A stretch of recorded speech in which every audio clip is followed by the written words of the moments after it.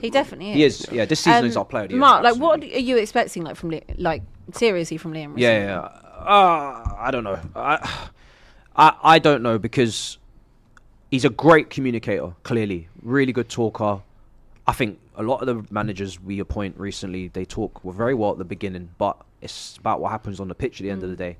We might get a bit of a honeymoon new manager bounce, and the players will be up for it. I don't know, and then they start getting some results. But this is a really difficult job, because you don't have any say on any. It doesn't feel like you have any say on anything, and dare I say it feels like the teams are almost being picked by someone else at times. You see the reports that come out as well. So I don't even know how much you can judge a manager's or a head coach's post in the modern day in scenarios like this, where there's so much money in the game. You got directors, you got owners, you got people having their own agendas, their own priorities, and it's not always about winning football or winning trophies. It's there's other things going on in the background. So for me, he's just the face of it. He's the face of the ownership. He's the face of Blueco. He's in his post. Yes, he's probably got potential, just like Maresca did. Maybe his stock will go up in 24 months. But the actual issue here is more than the manager. So the manager could come in and get us a couple of wins. But then what's going to happen with the recruitment in the summer? What kind of quality are you going to bring in? What's going to be the situation when we maybe do get a cup? Are you going to try and kick on? If you're not, going to be back in the same situation again. Because the Premier League right now is not a big enough differential between quality in some of these teams. There's so many players that we have that could easily go and play for Bournemouth or Brentford, and you would not even bat an eyelid. That is not how you differentiate between the teams on the pitch.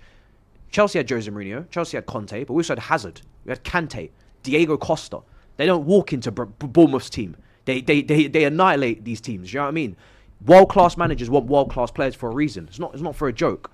And I'm not saying that the whole team needs to be Galacticos, but you can't have a forward line. There's no guarantees in it, apart from Palmer, who's fallen off the wagon. You got a striker in the box who can't head the ball. You got a winger that can't stop crossing the ball. It's not rocket science. People ask, how can we drop points? Someone can cross the ball and Jimenez can head the ball. Goal. Great header as well. It's a great header. But it's like, make things make sense. And they don't even do that. So it's like, are you prioritizing whatever system or whatever tactics that you're going with in terms of your recruitment? Or are you just buying a certain age group, certain wage point with a certain pure profit margin or profit margin or gain that you're trying to make? You're not actually thinking about how these players are actually going to link up and actually get the best out of each other. It's just about flipping and profit. So, yeah, it's all over the place. I wonder if because he's such a young coach that he might have that better understanding of what it is that motivates younger players and that have that sort of emotional intelligence that some older managers might not have. There is that. Maresca's young. He was an under 21 manager at Man City. He should know as well, So, but yeah, Strasbourg's was youngest team. I don't feel like Chelsea had down tools when it came to Maresca. No, I didn't think so either. I think a lot of this is quality, and a lot of it is also immaturity and head loss. Yeah. And then yes, some of it is tactical and systematic and in-game management, but it's certainly not just that. There's a lot of other stuff going on there. What do you make of the length of the contract that you signed? Sorry, Liam has signed. All I know is we leave him with that compensation.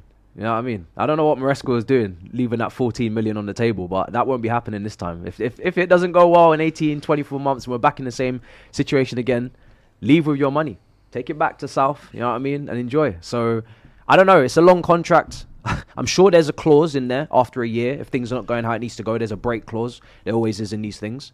But I don't know what the obsession would be to tie him down for that long. Maybe they feel like he's going to improve and progress so much that they don't want him running out of contract. And maybe they're scarred from Maresca's interest in City or City's interest in Maresca. But I don't know, man. It's just what we do. We sign contracts that long. Yeah. Suge Knight thing. Yeah.